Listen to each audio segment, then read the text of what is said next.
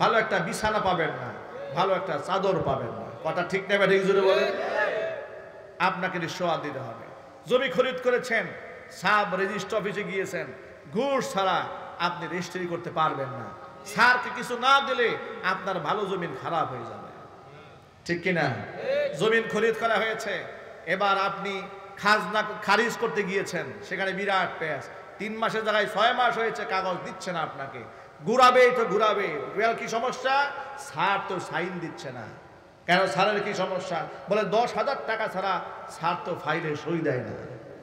আছে না নাই? অনুরূপভাবে স্যারও যেমন শয়তান আছে, আবার সবাই একরকম বলছে না, এটা কিন্তু সবার জন্য অধিকাংশ ক্ষেত্রে এটা হচ্ছে। আবার দুর্নীতিগ্রস্ত মানুষও আছে, অন্যের জমি জামা দুর্নীতি করে দখল করে নেবে।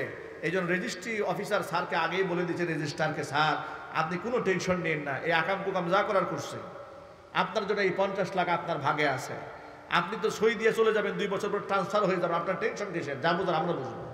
স্যার চিন্তা করে 14 গোষ্ঠীর কামায়, সারা জীবন পরে চাকরি করলে তো এই টাকা পাইতাম না, ঠিক কিনা? এবার স্যার মোটা অঙ্কের ঘুষ নিয়ে এবার স্যার এলাকায় গিয়ে মসজিদে দান করে, মাদ্রাসায় দান করে, ওয়াজ মাহফিলে দান করে। এলাকার লোকেরা বলে আমাদের অফিসার বিরাট দানশীল, অনেক বড় দানবীর। কি আছে না নাই? চিৎকার দিয়ে বলতে হবে, আছে না নাই?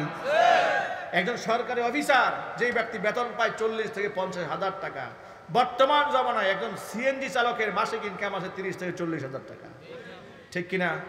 হঠাৎ করে 2 বছর যেতে না যেতেই 5 তলা গাড়ি বাড়ি সব শুরু হয়ে গেছে, সব জিব্রাইল দিয়ে যাচ্ছে। কথা বলে না কেন? সব জিব্রাইল দিচ্ছে। আর সরকারি জামাই পাওয়ার জন্য এদেশের কিছু মেয়েরা গার্জিয়ানরা তো পাগল হয়ে থাকে, সরকারি চাকরিজীবী সোনার হরিণ, এতে পেটে ছাদে মাল থাক আর না থাক, বুড়ি যত লম্বা হোক না কেন অসুবিধা নাই, ঠিক কিনা জুড়ে বলুন? এবার লাল চান কিংবা কালা চান যাই হোক না কেন, নামাজ হোক আর বেনামাজ হোক, দেখার দরকার নাই। আমার মেয়ের জন্য একটা সোনার টুকরা জামাই পেয়েছি, বিরাট জামাই। কয় বেতন কত? কয় বেতন খুব একটা নাই, সরকারি চাকরি তো 22,000 টাকা, কিন্তু উপরি আছে অনেক। কথা বলে না কেন? বিরাট উপরি আছে, অনেক উপরি আছে, এত উপরি আছে যে উনি বেতন পায় 22,000 টাকা, 50,000 টাকার ফ্ল্যাটেই থাকে। বাস্তবতা এই সমাজে আছে না নাই? এই করাপশন, এই দুর্নীতি আপনি কেমনে বন্ধ করবেন? এগুলা বন্ধ করতে হলে খেলাফত প্রতিষ্ঠা করতে হবে। খেলাফত ছাড়া, ইসলাম ছাড়া, ইসলামী শাসন ব্যবস্থা ছাড়া এর আমূল পরিবর্তন করা সম্ভব হবে না। এই জন্য দেখুন, বিচার ব্যবস্থার মধ্যে দুর্নীতি থাকার কারণে অসংখ্য নিরাপরাধ লোকেরা এখনো পর্যন্ত জেলখানার মধ্যে আছে। নাই? একটু যদি বলেন না।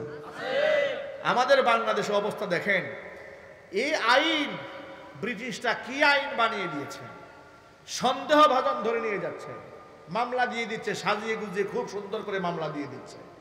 কত প্রকার সংস্কার প্রয়োজন। 2018 সালে স্বৈরাচারের আমলে মাহফিল মঞ্চ থেকে আমাকে উঠায় নিয়ে গেল, পুলিশকে জিজ্ঞেস করলাম নিয়ে যাচ্ছেন কোথায়? বলে থানায়। আমার অপরাধ?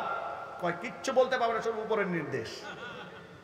সকালবেলা কোর্টে হাজির করেছে, কোর্টে হাজির করার পরে মামলার নথিপত্র তালাশ করে দেখি তারা লিখেছে গুপ্ত বৈঠক থেকে আমাদেরকে ধরেছে। আমার কাছে আমার পকেটে ককটেল বোমা পাওয়া গেছে, অনেকগুলো লোক ছিল, সব দৌড়ে পালাই গেছে। আমরা 5-7 জন দৌড়ে পালাইতে পারি নাই, ওরা আমাদেরকে ধরে নিয়ে গেছে। আবার আদালতে এই 16টা ককটেল বালতির মধ্যে ভরে রিকভারি দেখাইছে, যেগুলো আমাদের কাছে ছিল। মানুষটা শয়তান, চিল্লায় বলেন। এগুলা সব মরে গেছে? মরে গেছে না। ওদের পরিচালকরা কিছুদিনের জন্য এখান থেকে বিতাড়িত হয়েছে, কিন্তু যাদের মাধ্যমে এগুলা সাজানো হতো ওরা কিন্তু এখনো ঘাপটি মেরে বসে আছে, সুযোগ পেলে আবার সবল দেবে, ঠিক কিনা? চিল্লায় বলেন। এই যে 2 দিন আগে দেখেছেন না আপনারা, পত্র পত্রিকায় পেয়েছেন, মাওলানা মামুনুর রশিদ নামক এক আলেম জুলাই যোদ্ধা গুম হয়ে গিয়েছে। জুলাই আগস্টের বিপ্লবের পরে দেশে মানুষ আবার গুম হওয়া শুরু হয়েছে। গুমের নাটক তো আমরা অনেক দেখেছি বাংলাদেশে স্বৈরাচারের আমলে, ঠিক কিনা জুড়ে বলেন? গুমের নাটক দেখেছি, জঙ্গি নাটক দেখেছি। ভালো ভালো মানুষদেরকে ধরে এনে এক বাড়িতে আটকায় রাখতো, আটকায় রেখে মিডিয়া কভারেজ দিতে, সংবাদ দিত, এরপর চতুর্দিক থেকে প্রশাসন, র্যাব, বিজিবি সব দাঁড় করায় দিয়ে বলতে এখানে জঙ্গি ধরা পড়ছে। এই নাটক করে করে কত নিরীহ মানুষকে তারা হত্যা করেছে। আমি আপনাদেরকে বলতে চাই, এই সমস্ত নষ্টামি, ভণ্ডামি, রাষ্ট্রদ্রোহিতা, মানবতা বিরোধী অপরাধ যদি বন্ধ করতে চান, তাহলে সংসদ ভবনে আল্লাহর কোরআনকে পৌঁছাই দিতে হবে।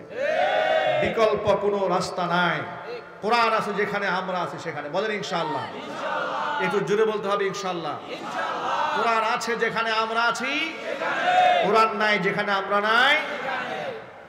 কেন এই কথা বললাম শোনেন। সুদের বিরুদ্ধে যত ওয়াজ করি, সুদ বন্ধ হবে না। রাষ্ট্র ব্যবস্থায় সুদ আছে, ইসলাম কায়েম হয়ে গেলে সুদ বন্ধ হয়ে যাবে, যাকাত ভিত্তিক অর্থ ব্যবস্থা চালু হয়ে যাবে। এই দেশের ধনীদের যাকাতের টাকা যদি রাষ্ট্র সংরক্ষণ করে আর এদের যদি ইনসাফের সাথে বন্টন করে দেওয়া যায়, সর্বোচ্চ 2 থেকে 3 বছর বন্টন করলে গোটা বাংলাদেশে যাকাত নেওয়ার মতো দরিদ্র মানুষ আর খুঁজে পাওয়া যাবে না। যাকাত ব্যবস্থা চালু হবে, সুদ ব্যবস্থা ধ্বংস হয়ে যাবে। আজকে যে ধনী সে ধনী হয়ে যাচ্ছে, গরিব গরিব হয়ে যাচ্ছে, ফকির মিসকিন মিসকিন থেকে যাচ্ছে। এই বৈষম্য বন্ধ করতে হবে না ভাই। দেখুন, ইসলামে কোনো স্বজনপ্রীতি হয় না, পার্সিয়ালিটি হয় না। ইসলামের বিচারটা দেখেন। আমাদের দেশের বিচার ব্যবস্থা হচ্ছে, আমাকে ধরে নিয়ে যাবে, 6 মাস আগে আটকায় রাখবে, এরপর আমাকে আদালতে জিজ্ঞেস করা হবে, হুজুর আপনার কি কোনো অপরাধ আছে নাকি? ওই যে রফিকুল ইসলাম মাদানিকে অ্যারেস্ট করা হয়েছে, 11 মাস জেলখানায় আটকায় রাখার পরে আদালত তোলা হয়েছে। বিচারক তাকে জিজ্ঞেস করে, আচ্ছা হুজুর এবার আপনি বলেন আপনার কোনো দোষ আছে? 11 মাস জেল খাটা শেষ, ফ্রি। এখন জিজ্ঞেস করে আপনার কোনো দোষ আছে কিনা? নাউজুবিল্লাহ বলেন।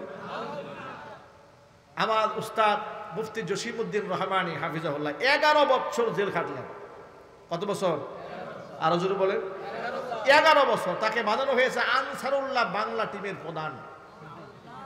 কোথা থেকে নাম আবিষ্কার হলো তিনি নিজেও জানেন না।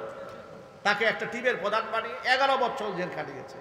শহীদ আল্লামা সাঈদী রাহিমাহুল্লাহ একবিংশ শতাব্দীর আল্লাহর পক্ষ থেকে শ্রেষ্ঠ কোরআনের দায়ী মুফাসসির 13 বছর বিনা অপরাধে কারাবরণ করেছেন।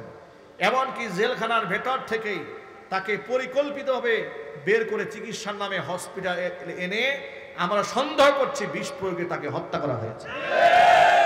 ঠিক কিনা জোরে বলে? আল্লামা মামুনুল হক হাফিজাহুল্লাহ 3 বছর নিদারুণ নির্যাতন করা হয়েছে। ডান্ডা বিড়ি পরানো হয়েছে, বুলেট প্রুফ জ্যাকেট পরানো হয়েছে, নিজের স্ত্রীকে দিয়ে ধর্ষণের মামলা করানো হয়েছে। মানুষের সামনে তাকে চরিত্রহীন প্রমাণ করার জন্য কত চেষ্টা করেছে। কথা ঠিক নেবে? ঠিক। আহা, এগুলা করে করে আলেমদের চরিত্র হরণ করার চেষ্টা করেছে। রফিকুল ইসলাম মাদানিকে জামা কাপড় খুলে প্যান্ট শার্ট পরিয়ে অর্ধনগ্ন মহিলার পাশে বসিয়ে ছবি তুলেছে। তাকে ভয় দেখিয়েছে, আমাদের কথা না মানলে সব ছেড়ে দিয়ে আপনার ইজ্জত সম্মান সব নষ্ট করে দেব। পত্রিকার মধ্যে তারা লিখে দিয়েছে তিনি পর্নোগ্রাফিতে আসক্ত ছিলেন, যাতে করে মানুষ আলেমদের থেকে মুখ ফিরিয়ে নেয়। এইভাবে একটা একটা করে দেশের সম্মানিত আলেমদেরকে মানুষের সামনে বেইজ্জত করার জন্য পরিকল্পনা তারা হাতে নিয়েছিল। কথা ঠিক নেবে? ঠিক। ওরা আলেমদেরকে বেইজ্জত করতে চেয়েছে। আল্লাহ রাব্বুল আলামিন ওদের গোষ্ঠী সহ ল্যাংটা করে ভারতের কাফেরদের কোলে উঠিয়ে দিয়েছে। আলেমদের সাথে খেলতে আসবেন না, আলেমদের সাথে বেয়াদবি করবেন না, কোরআনের পাখিদের সাথে বেয়াদবি করবেন না, নাফরমানি করবেন না। এখনো সময় আছে। যারা আলেমদেরকে বাঁকা চোখে দেখেন, আল্লাহর কাছে তওবা করেন। আলেমদেরকে যে মোহাব্বত করে তার আল্লাহ পাক তার সম্মান বাড়ায় দেন। ঠিক কিনা জোরে বলেন?